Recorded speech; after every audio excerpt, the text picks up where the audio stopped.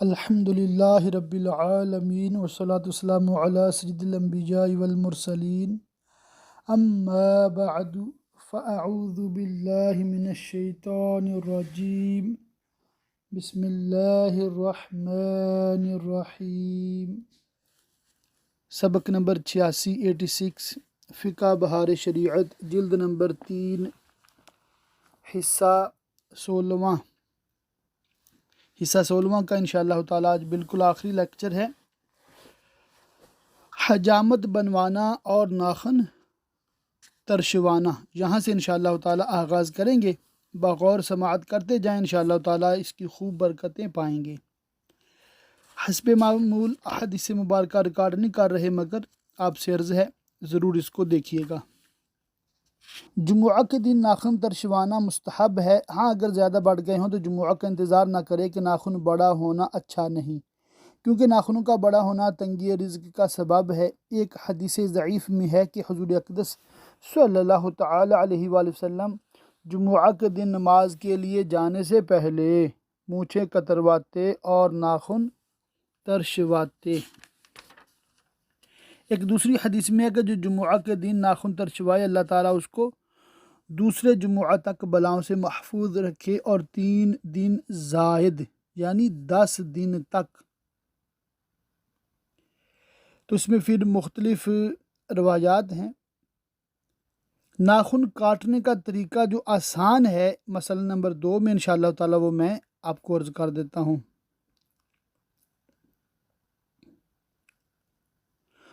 وہ یہ ہے کہ داہنے ہاتھ کی کلیمہ کی انگلی سے شروع کرے، داہنا ہاتھ ہے کلمہ کی انگلی سے شروع کرے اور چھنگلیاں پر ختم کرے،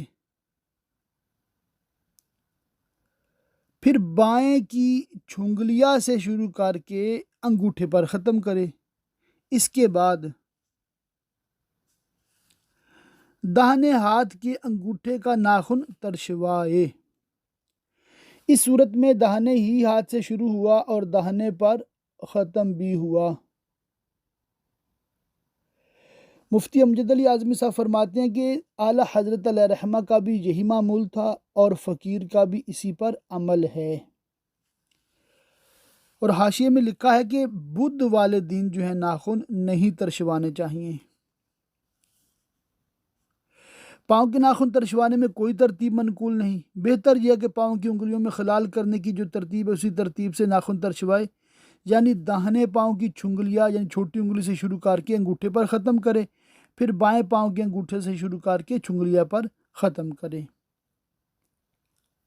دانت سے ناخن نہ کھٹکنا چاہیے کہ مکروہ ہے، اور اس میں مرض برس معاذ اللہ پیدا ہونے کا اندیشہ ہے۔ مسئلہ 7 ہے، منہ زیر ناف دور کرنا سنت ہے۔ ہر ہفتہ میں نہانا، بدن کو صاف ستھرا رکھنا اور منہ زیر ناف دور کرنا مستحب ہے، اور بہتر جمعہ کا دن ہے، اور 15ویں روز کرنا بھی جائز، اور 40 روز سے زائد گزار دینا مکروہ و ممنوع۔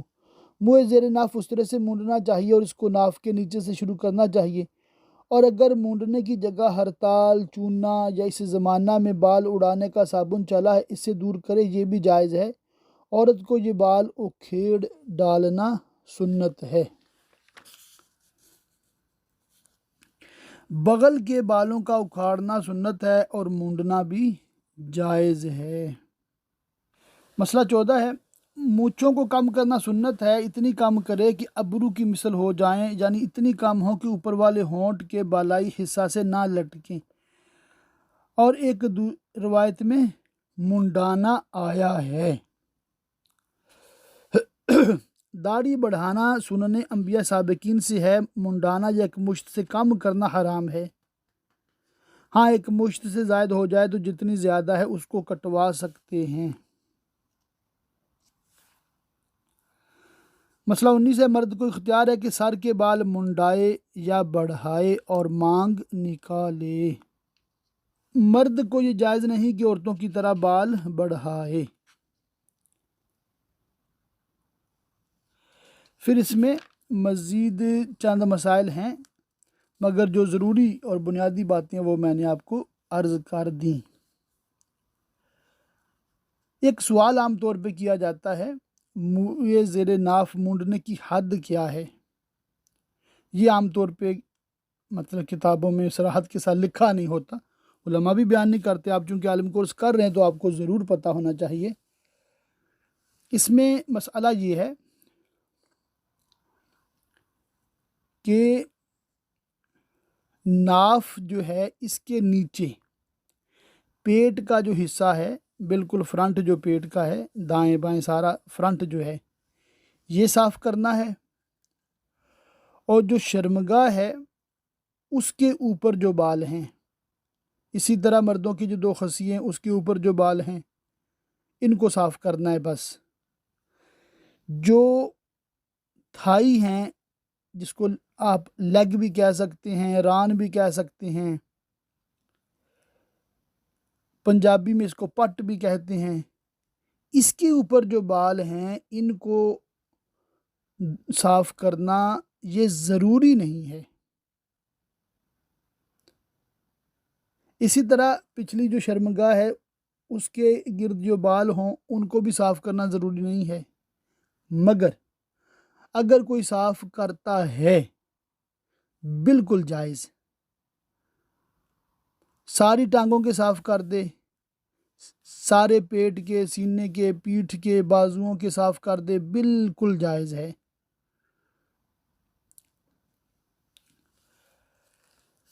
آگے ہے مسئلہ ختنہ کا بیان۔ ختنہ سنت ہے اور یہ شعار اسلام میں ہے کہ مسلم و غیر مسلم میں سے امتیاز ہوتا ہے، اسی لیے عرف عام میں اس کو مسلمانی بھی کہتے ہیں۔ ایک ہی روایت ہے وہ عرض کر دیتا ہوں۔ حضرت ابراہیم خلیل اللہ علیہ السلام نے اپنا ختنہ کیا، اس وقت ان کی عمر شریف 80 برس کی تھی۔ ختنہ کی مدت 7 سال سے 12 سال کی عمر تک ہے، اور بعض علماء نے یہ فرمایا کہ ولادت سے 7ویں دن کے بعد ختنہ کرنا جائز ہے۔ تو اس میں پھر ایک مسئلہ نمبر 5 ہے، بوڑھا آدمی مشرف با اسلام ہوا جس میں ختنہ کرانے کی طاقت نہیں تو ختنہ کرانے کی حاجت نہیں۔ بالغ شخص مشرف با اسلام ہوا، اگر وہ خود ہی اپنی مسلمانی کر سکتا ہے تو اسے اپنے ہاتھ سے کر لے، ورنہ نہیں۔ ہاں اگر ممکن ہے کہ کوئی عورت جو ختنہ کرنا جانتی ہے اسے نکاح کرے تو نکاح کر کے اس سے ختنہ کرا لے، مگر اس کی حاشیہ میں دیکھیں نمبر 1 کے نیچے بالغ کے ختنہ کے بارے میں سوال کیا گیا اعلیٰ حضرت کی بارگاہ میں، تو آپ نے کیا فرمایا؟ ہاں اگر خود کر سکتا ہو تو آپ اپنے ہاتھ سے کر لے، یا کوئی عورت جو اس کام کو کر سکتی ہو ممکن ہو تو اس سے نکاح کرا دیا جائے، وہ ختنہ کر دے، اس کے بعد چاہے تو اسے چھوڑ دے، یا کوئی کنیز شرعی واقف ہو تو وہ خرید دی جائے۔ اور اگر یہ تینوں صورتیں نہ ہو سکیں تو حجام ختنہ کر دے کہ ایسی ضرورت کے لیے ستر دیکھنا دکھانا منع نہیں۔ اسی طرح خود مفتی امجد علی اعظمی علیہ رحمہ بہار شریعت میں ہی فرماتے ہیں ایک جگہ پر، دوسرے کی شرمگاہ کی طرف دیکھنا حرام مگر بضرورت جائز، جیسے دائی اور ختنہ کرنے والے اور عمل دینے والے اور طبیب کو بوقت ضرورت اجازت ہے۔ تو یہاں پر جو مسئلہ نمبر 5 میں نے آپ پڑھ کے سنایا ہے اس میں اختصار ہے، پوری بات نیچے حاشیہ میں مجلس المدینۃ العلمیہ والوں نے لکھ دی ہے، اور یہ بہار شریعت جو دعوت اسلامی کی چھاپی ہوئی اللہ کے فضل سے یہ بہترین ہے چھاپا جو ہے نا۔ آپ اس کو پڑھیں ایک مسئلے کو، اس کے آگے اینڈ پہ نمبر لکھا ہوتا ہے 1 2 3 وغیرہ، اس کو نیچے دیکھیں حاشیے میں، تو ہو سکتا ہے اس کی کوئی نہ کوئی وضاحت ہو یا کم از کم حوالہ ہو کہ کس کتاب سے یہ مسئلہ لکھا گیا ہے۔ یہ بہت مفید چیز ہے۔ مسئلہ نمبر 8 ہے، عورتوں کے کان چھدوانے میں حرج نہیں، لڑکیوں کے کان چھدوانے میں بھی حرج نہیں۔ مسئلہ 9 ہے، انسان کو خصی کرنا حرام ہے، اسی طرح ہجڑا کرنا بھی۔ گھوڑے کو خصی کرنے میں اختلاف ہے، صحیح جی کہ جائز ہیں۔ دوسرے جانور کو خصی کرنے میں اگر فائدہ ہو تو جائز ہے۔ زینت کا بیان ہے، اور زینت کے حوالے سے انشاءاللہ تعالی چند مسائل جو ہے وہ میں آپ کو پڑھ کے سناتا ہوں، ریکارڈ کراتا ہوں۔ مسئلہ نمبر 1 ہے، انسان کے بالوں کی چوٹی بنا کر عورت اپنے بالوں میں گوندے، یہ حرام ہے۔ حدیث میں اس پر لعنت آئی، بلکہ اس پر بھی لعنت جس نے کسی دوسری عورت کے سر میں ایسی چوٹی گوندی۔ اس کو آپ آج کی زبان میں وگ لگانا سمجھ سکتے ہیں کہ اگر وہ انسانی بالوں کی ہے، کسی عورت کے بال ہیں یا مرد کے بال ہیں، تو مرد یا عورت وہ نہیں لگا سکتے، اس کی اجازت نہیں ہے۔ آگے شاید مسئلہ آئے، اگر کسی حلال جانور کے بال ہیں تو ان کو لگانا وگ کے طور پہ اس کی اجازت ہے۔ عورتوں کو ہاتھ پاؤں میں مہندی لگانا جائز ہے۔ پتھر کا سرما استعمال کرنا جائز ہے۔ مکان میں ذی روح کی تصویر لگانا یہ بالکل جائز نہیں ہے۔ مرد کو داڑھی اور سر وغیرہ کے بالوں میں خضاب لگانا جائز بلکہ مستحب ہے، مگر سیاہ خضاب لگانا منع ہے۔ ہاں، مجاہد کو سیاہ خضاب بھی جائز ہے کہ دشمن کی نظر میں اس کی وجہ سے ہیبت بیٹھے گی۔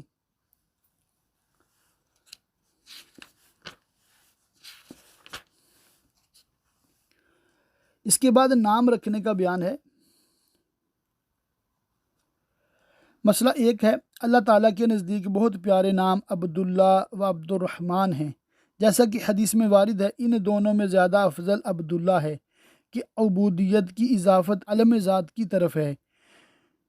انہی کے حکم میں وہ اسماء ہیں جن میں عبودیت کی اضافت دیگر اسماء صفاتیہ کی طرف ہو، مثلا عبد الرحیم، عبد الملک، عبد الخالق وغیرہ۔ حدیث میں جو ان دونوں ناموں کے تمام ناموں میں خدا تعالیٰ کے نزدیک پیارا فرمایا گیا، اس کا مطلب یہ ہے کہ جو شخص اپنا نام عبد کے ساتھ رکھنا چاہتا ہو تو سب سے بہتر عبداللہ عبد الرحمن ہیں۔ وہ نام نہ رکھے جائیں جو جاہلیت میں رکھے جاتے تھے کہ کسی کا نام عبد شمس، کسی کا نام عبد الدار ہوتا۔ لہٰذا یہ نہ سمجھنا چاہیے کہ یہ دونوں نام محمد اور احمد سے بھی افضل ہیں، کیونکہ حضور اکرم صلی اللہ تعالیٰ علیہ وسلم کے اسم پاک محمد و احمد ہیں، اور ظاہر یہی ہے کہ یہ دونوں نام خود اللہ تعالیٰ نے اپنے محبوب کے لیے منتخب فرمائے صلی اللہ تعالیٰ علیہ وآلہ وسلم۔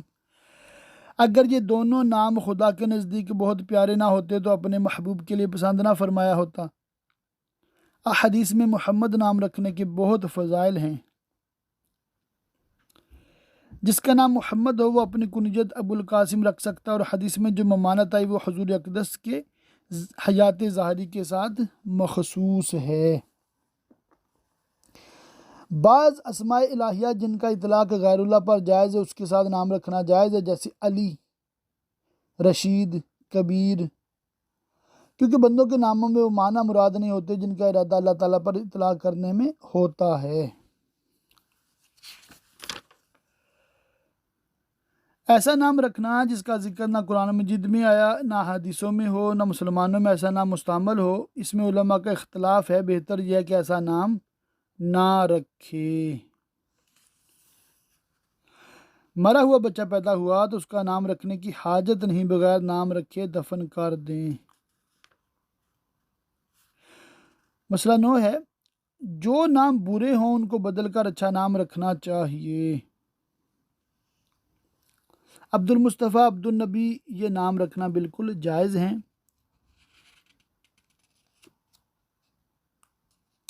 ایسے نام جن میں تزکیہ نفس اور خود ستائی یعنی اپنی بڑائی اور تعریف نکلتی ہے، اس کو حضور نے پسند نہیں فرمایا۔ مزید اس میں پھر ناموں کے حوالے سے چند باتیں ہیں۔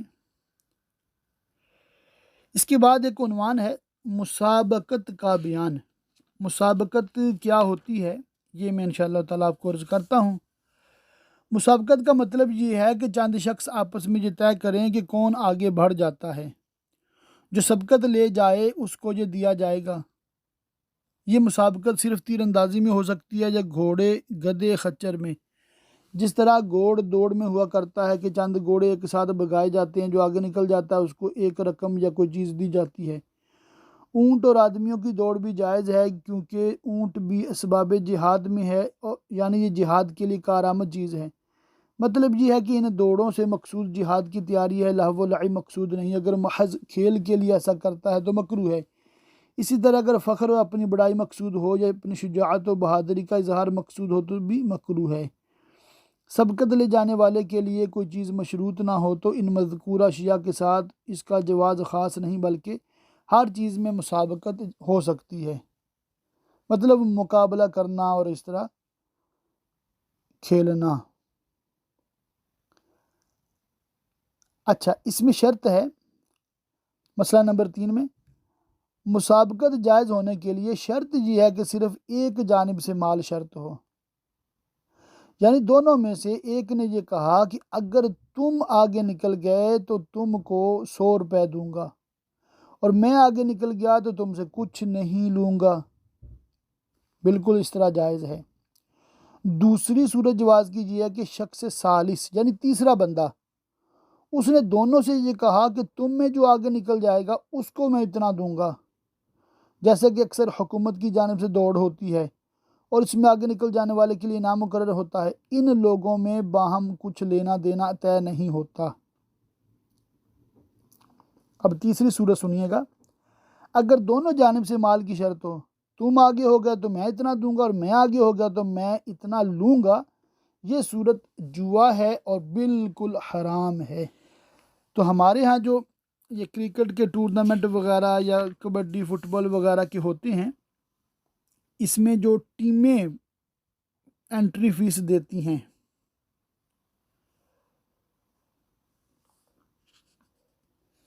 اور جو ٹیم جیت جاتی ہے اس کو پیسے مل جاتے ہیں، جو ہار جاتی ہے اس کے پیسے ضائع ہو جاتے ہیں، یہ جائز نہیں ہے۔ یعنی کہ اگر یہ دونوں ٹیمیں آپس میں اس طرح مقابلہ کرتی ہیں، اگر ٹورنامنٹ کرانے والی کوئی الگ سے پارٹی ہے، تھرڈ پرسن جسے ہم کہتے ہیں، انتظامیہ، وہ خود کھیل نہیں رہے، وہ کھیل کرا رہے ہیں، وہ انٹری فیس لیتے ہیں، تو ان کو انٹری فیس دینا اور یہ کھیل کھیلنا، اور جو جیتے گا اس کو پھر اس میں سے انعام دیا جائے گا، باقی جو وہاں پر خرچے ہوں گے وہ کیے جائیں گے، اس کے جواز کی صورت ہے۔ اس کے بعد ایک کسب کا بیان، اتنا کمانا فرض ہے جو اپنے لیے اور اہل و عیال کے لیے اور جن کا نفقہ اس کے ذمہ واجب ہے ان کے نفقہ کے لیے اور ادائے دین کے لیے یعنی قرض کی ادائیگی کے لیے کفایت کر سکے۔ اس کے بعد اسے اختیار ہے کہ اتنے ہی پر بس کرے یا اپنے اور اہل و عیال کے لیے کچھ پسماندہ رکھنے،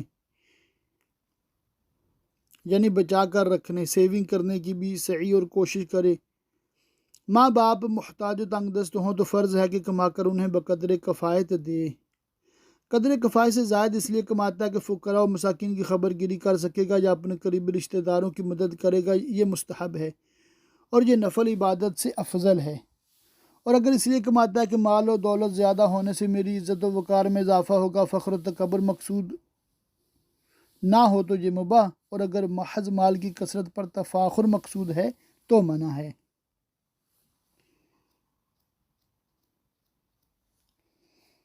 تو بعض لوگ مساجد خانقاہوں میں بیٹھ جاتے ہیں، اپنا نام متوکل رکھ لیتے ہیں، منتظر رہتے ہیں کہ لوگ ان کی مدد کریں۔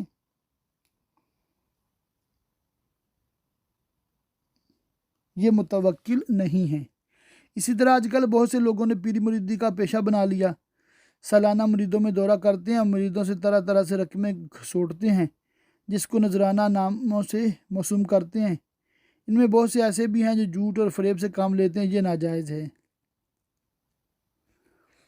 ہاں، اگر کوئی اپنے عالم صاحب، پیر صاحب کی اپنی مرضی سے خدمت کرے، تحفے کے طور پہ دے، اور اس پیر صاحب کا مقصد پیسے بٹورنا نہیں ہے، لوگوں کو دین سکھانا ہے، اللہ کا ذکر کرانا ہے، تو لوگ اس کے ساتھ تعاون کریں، یہ بالکل جائز ہے۔ سب سے افضل کسب جہاد ہے، یعنی جہاد میں جو مال غنیمت حاصل ہوا، مگر یہ ضرور ہے کہ اس نے مال کے لیے جہاد نہ کیا ہو بلکہ اعلاء کلمت اللہ، یعنی اللہ کا نام اور دین اسلام کو سر بلند کرنا مقصود اصلی ہو۔ جہاد کے بعد تجارت، پھر زراعت یعنی کھیتی باڑی، پھر صنعت و حرفت کا مرتبہ ہے۔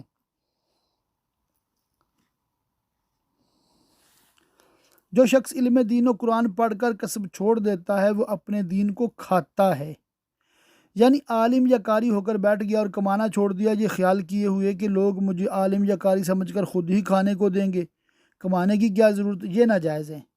رہا یہ امر کہ قرآن مجید و علم دین کی تعلیم پر اجرت لینا، اس کو پڑھانے کی نوکری کرنا، اس کو فقہائے متاخرین نے جائز بتایا ہے، جائز ہے، اور یہ دین فروشی میں داخل نہیں ہے۔ اگر کسی نے حرام طریقے سے مال جمع کیا اور مر گیا، ورثہ کو معلوم ہے کہ فلاں کے یہ اموال ہیں تو ان کو واپس کر دیں، اور معلوم نہ ہو تو صدقہ کر دیں، یعنی کہ خود استعمال نہ کریں۔ آگے ایک عنوان ہے امر بالمعروف و نہی عن المنکر کا بیان۔ امر بالمعروف یہ ہے کہ کسی کو اچھی بات کا حکم دینا، مثلا کسی سے نماز پڑھنے کو کہنا، اور نہی عن المنکر کا مطلب یہ ہے کہ بری باتوں سے منع کرنا۔ یہ دونوں چیزیں فرض ہیں۔ قرآن مجید میں ارشاد فرمایا، پھر احادیث میں بھی اس کے بارے میں آیا۔ مسئلہ یہ ہے، معصیت کا ارادہ کیا مگر اس کو کیا نہیں تو گناہ نہیں، بلکہ اس میں بھی ایک قسم کا ثواب ہے، جبکہ یہ سمجھ کر باز رہا کہ یہ گناہ کا کام ہے، نہیں کرنا چاہیے۔ احادیث سے ایسا ہی ثابت ہے، اور اگر گناہ کے کام کو بالکل پکا ارادہ کر لیا، جس کو عزم کہتے ہیں، تو یہ بھی ایک گناہ ہے، اگرچہ جس گناہ کا عزم کیا تھا اسے نہ کیا ہو۔ کسی کو گناہ کرتے دیکھے تو نہایت متانت اور نرمی کے ساتھ اسے منع کرے اور اسے اچھی طرح سمجھائے۔ پھر اگر اس طریقہ سے کام نہ چلا، وہ شخص باز نہ آیا، تو اب سختی سے پیش آئے، اس کو سخت الفاظ کہے مگر گالی نہ دے، نہ فحش لفظ زبان سے نکالے، اور اس سے بھی کام نہ چلے تو جو شخص ہاتھ سے کچھ کر سکتا ہے کرے۔ وہ شراب پیتا ہے تو شراب بہا دے، برتن توڑ پھوڑ ڈالے، گاتا بجاتا ہے تو باجے توڑ ڈالے۔ مگر یہ جو ہے نا اس طرح ایکشن لینا، یہ ظاہر گھر کا بڑا یا اس طرح کوئی کر سکتا ہے، عام پبلک کے مال کو اس طرح مطلب کرنا یہ غیر قانونی ہو جائے گا۔ تو اس صورت میں صرف حکام جو ہیں، پولیس جو ہے وہ اس طرح کر سکتی ہے، عام عوام قانون اپنے ہاتھ میں بالکل بھی نہ لے۔ امر بالمعروف کی کئی صورتیں ہیں۔ نمبر 1، اگر غالب گمان یہ ہے کہ یہ ان سے کہے گا تو اس کی بات مان لیں گے اور بری بات سے باز آ جائیں گے، تو امر بالمعروف واجب ہے، اس کو باز رہنا جائز نہیں۔ اگر غالب گمان یہ ہے کہ وہ طرح طرح کی تہمت باندھیں گے اور گالیاں دیں گے، تو ترک کرنا افضل ہے۔ اگر یہ معلوم ہے کہ وہ اسے ماریں گے اور یہ صبر نہ کر سکے گا، لڑائی ٹھان جائے گی، جب بھی چھوڑ دینا افضل ہے۔ اگر معلوم ہو کہ اسے ماریں گے تو صبر کر لے گا، تو ان لوگوں کو برے کام سے منع کرے، اور یہ شخص مجاہد ہے۔ اور اگر معلوم ہے کہ وہ مانیں گے نہیں مگر نہ ماریں گے نہ گالیاں دیں گے، تو اسے اختیار ہے اور افضل یہ کہ امر کرے۔ اگر اندیشہ ہے کہ ان لوگوں کو امر بالمعروف کرے گا تو قتل کر ڈالیں گے، اور یہ جانتے اس نے کیا اور ان لوگوں نے مار ہی ڈالا، تو یہ شہید ہوا۔ امر بالمعروف کے لیے 5 چیزوں کی ضرورت ہے۔ اول، علم۔ دوم، اس سے مقصود رضا الہی اور اعلاء کلمت اللہ ہو۔ سوم، جس کو حکم دیتا ہے اس کے ساتھ شفقت و مہربانی کرے۔ چہارم، امر کرنے والا صابر بردبار ہو۔ پنجم، یہ شخص خود اس بات پر عامل ہو، خود بھی عمل کرتا ہو۔ تو یہ مطلب چند باتیں تھی اس کے حوالے سے۔ آگے ہے علم و تعلیم کا بیان۔ علم ایسی چیز نہیں جس کی فضیلت اور خوبیوں کے بیان کرنے کی حاجت ہو۔ ساری دنیا جانتی ہے کہ علم بہت بہتر چیز ہے، اس کا حاصل کرنا تو غرائے امتیاز ہے، یعنی بڑائی کی علامت ہے۔ یہی وہ چیز ہے کہ اس سے انسانی زندگی کامیاب اور خوشگوار ہوتی ہے، اور اسی سے دنیا و آخرت سدھرتی ہے۔ مگر ہماری مراد اس علم سے وہ نہیں جو فلاسفہ سے حاصل ہوا ہو، اور جس کو انسانی دماغ نے اختراع کیا ہو، یا جس علم سے دنیا کی تحصیل مقصود ہو۔ ایسا علم کی قرآن مجید نے مذمت کی، بلکہ وہ علم مراد ہے جو قرآن و حدیث سے حاصل ہو، کہ یہی علم وہ ہے جس سے دنیا و آخرت دونوں سنورتی ہیں، اور یہی علم ذریعہ نجات اور اسی کی قرآن و حدیث میں تعریفیں آئی ہیں اور اسی کی تعلیم کی طرف توجہ دلائی گئی ہے۔ تو اس پہ پھر قرآن آیات ہیں، احادیث مبارکہ ہیں علم کی فضیلت پہ، جو کہ آپ بارہا سنتے سمجھتے رہتے ہیں۔ مسئلہ عرض کر دیتا ہوں، اپنے بچہ کو قرآن و علم پڑھنے پر مجبور کر سکتا ہے۔ یتیم بچہ کو اس چیز پر مار سکتا ہے جس پر اپنے بچہ کو مارتا ہے، مگر فی زمانہ مارنا بچوں کو اللیگل ہو گیا ہے، لہٰذا اب شریعت میں بھی اس کو جائز نہیں ہوگا بچوں کو مارنا۔ یہ تمام ٹیچرز اور تمام سننے والے پیرنٹس بھی نوٹ کر لیں، کیونکہ اگر یتیم بچہ کو مطلق العنان چھوڑ دیا جائے تو علم و ادب سے بالکل کوڑا رہ جائے گا، اور عموماً بچے بغیر تنبیہ قابو میں نہیں آتے، اور جب تک انہیں خوف نہ ہو کہنا نہیں مانتے، مگر مارنے کا مقصد صحیح ہونا ضرور ہے۔ ایسے ہی موقع پر فرمایا گیا،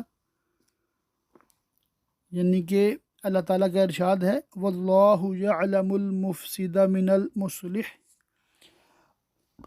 اللہ کو معلوم ہے کہ کون مفسد ہے اور کون مصلح۔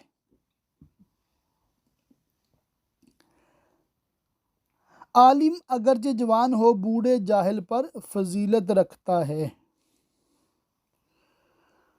چلنے اور بیٹھنے میں گفتگو کرنے میں بوڑھے جاہل کو عالم پر تقدم کرنا نہ چاہیے۔ دین حق کی حمایت کے لیے مناظرہ کرنا جائز ہے۔ ممبر پر واعظ و نصیحت کرنا انبیاء کرام علیہ السلام کی سنت ہے۔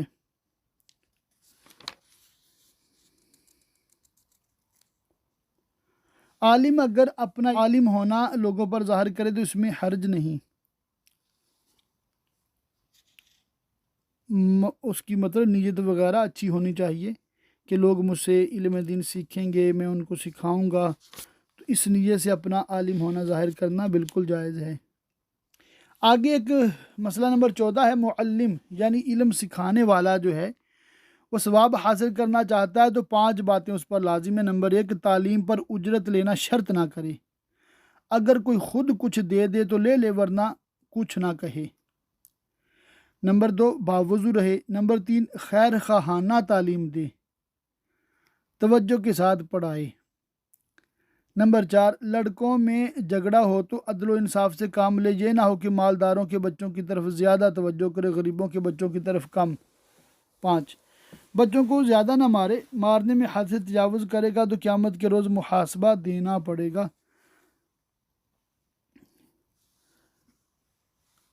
اس کے بعد عنوان ہے ریا و سمعہ کا بیان۔ ریا یعنی دکھاوے کے لیے کام کرنا، اور سمعہ یعنی اس لیے کام کرنا کہ لوگ سنیں گے اور اچھا جانیں گے۔ یہ دونوں چیزیں بہت بری ہیں، ان کی وجہ سے عبادت کا ثواب نہیں ملتا بلکہ گناہ ہوتا ہے اور یہ شخص مستحق عذاب ہوتا ہے۔ تو اس کے حوالے سے ہم نے تصوف میں احیاء العلوم جو کتاب ہے اس میں تفصیلات ریاکاری وغیرہ کے حوالے سے پڑھی تھیں۔ اسی طرح خلوص کیسے حاصل کیا جائے وہاں سے ہم نے دیکھا تھا، اور چند مثال انشاءاللہ تعالی میں جہاں پر آپ کو گوش گزار کر دیتا ہوں۔ مسئلہ ایک ہے، روزہ دار سے پوچھا گیا کیا تمہارا روزہ ہے؟ اسے کہہ دینا چاہیے کہ ہاں ہے، کہ روزہ میں ریا کو دخل نہیں، یہ نہ کہے کہ دیکھتا ہوں کیا ہوتا ہے، یعنی ایسے الفاظ نہ کہے جن سے معلوم ہوتا ہو کہ یہ اپنے روزہ کو چھپاتا ہے، کہ یہ بیوقوفی کی بات ہے کہ چھپاتا ہے، مگر اس طرح جس سے اظہار ہو جاتا ہے۔ یہ منافقین کا طریقہ ہے کہ لوگوں کے سامنے وہ بتانا چاہتے ہیں، اپنے عمل کو چھپاتے ہیں۔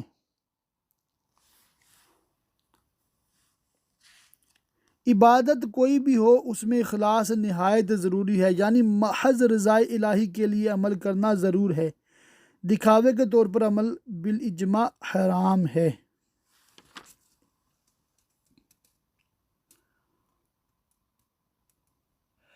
اچھا، ایک مسئلہ جو میں نے بہار شریعت سے ہی سیکھا تھا وہ یہ تھا کہ بندہ کوئی نیک عمل کر رہا ہے اور دل میں خیال پیدا ہو رہا ہے کہ ریاکاری نہ ہو جائے تو کیا کرے، عمل چھوڑ دے یا کیا کرے؟ اس کا جواب یہ لکھا تھا کہ وہ عمل کرے اور ساتھ میں استغفار پڑھ لے، یعنی استغفر اللہ کہہ لے، تو اب وہ عمل انشاءاللہ تعالی اخلاص والا ہی قرار دیا جائے گا، ریاکاری میں نہیں جائے گا۔ اس کے بعد عنوان ہے زیارت قبور کا بیان۔ مسئلہ نمبر 1 ہے زیارت قبور جائز و مسنون ہے۔ حضور اقدس صلی اللہ تعالی علیہ وآلہ وسلم شہدائے احد کی زیارت کو تشریف لے جاتے اور ان کے لیے دعا کرتے، اور یہ فرمایا بھی ہے کہ تم لوگ قبروں کی زیارت کرو۔ ایصال ثواب کے حوالے سے ہے، ایصال ثواب یعنی قرآن مجید یا درود شریف یا کلمہ طیبہ یا کسی نیک عمل کا ثواب دوسرے کو پہنچانا جائز ہے۔ عبادت مالیہ یا بدنیہ، فرض و نفل سب کا ثواب دوسروں کو پہنچایا جا سکتا ہے۔ زندوں کو ایصال ثواب سے مردوں کو فائدہ پہنچتا ہے۔ کتب فقہ و عقائد میں اس کی تصریح مذکور ہے۔ ہدایہ اور شرح عقائد نصفی میں اس کا بیان موجود ہے۔ اس کو بدعت کہنا ہٹ درمی ہے۔ حدیث سے بھی اس کا جائز ہونا ثابت ہے۔ تو اس کے حوالے سے اتنا بس آپ جان لیں تو یہ کافی ہے۔ مجالس خیر میلاد شریف یعنی حضور اقدس صلی اللہ تعالی علیہ وآلہ وسلم کی ولادت اقدس کا بیان بالکل جائز ہے۔ معراج شریف کے بیان یہ بھی بالکل جائز ہیں۔ اسی طرح ایصال ثواب شہدائے کربلا کے لیے کرنا یہ بھی بالکل جائز ہے، مگر شیعوں کی مجلسوں میں جانا اور ان کے ساتھ مشابہت کرنا یہ ہرگز جائز نہیں ہے۔ آگے عنوان ہے آداب سفر کا بیان۔ یہ انشاءاللہ تعالی میں چند باتیں عرض کرتا ہوں۔ عورت کو بغیر شوہر یا محرم کے 3 دن یا زیادہ کا سفر ناجائز ہے، اور 3 دن سے کم کا سفر اگر کسی مرد صالح یا بچہ کے ساتھ کرے تو جائز ہے۔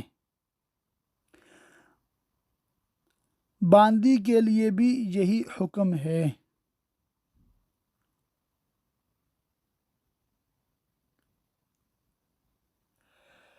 ایک بہت ضروری مسئلہ ہے، بغیر اجازت والدین علم دین پڑھنے کے لیے سفر کیا اس میں حرج نہیں، اور اس کو والدین کی نافرمانی نہیں کہا جائے گا، مگر اس میں وہ احتیاط ہے کہ اگر والدین بہت بوڑھے ہیں یا یہی کمانے والا ہے اور کوئی کماتا ہی نہیں ہے تو بھوکے رہ جائیں گے، تو اس صورت میں پھر مسئلہ ہوگا۔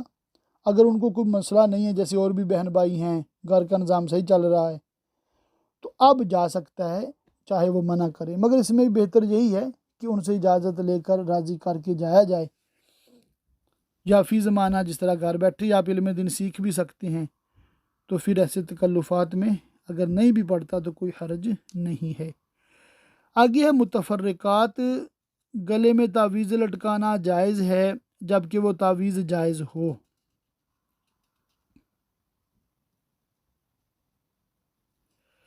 یہ ایک اہم مسئلہ ہے، بچھونے یا مسلح پر کچھ لکھا ہوا ہو تو اس کو استعمال کرنا ناجائز ہے۔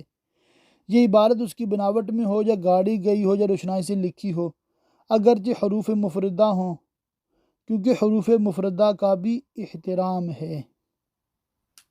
مشرکین کے برتنوں میں بغیر دھوئے کھانا پینا مکروہ ہے۔ مسئلہ نمبر 31 ہے مرنے کی آرزو کرنا اور اس کی دعا مانگنا مکروہ ہے جبکہ کسی دنیاوی تکلیف کی وجہ سے ہو، مثلا تنگی سے بسر اوقات ہوتی ہے، یا دشمن کا اندیشہ ہے، مال جانے کا خوف ہے۔ اگر یہ باتیں نہ ہوں بلکہ لوگوں کی حالتیں خراب ہو گئیں، معصیت میں مبتلا ہیں، اسے بھی اندیشہ کے گناہوں میں پڑ جائے گا تو آرزوئے موت مکروہ نہیں۔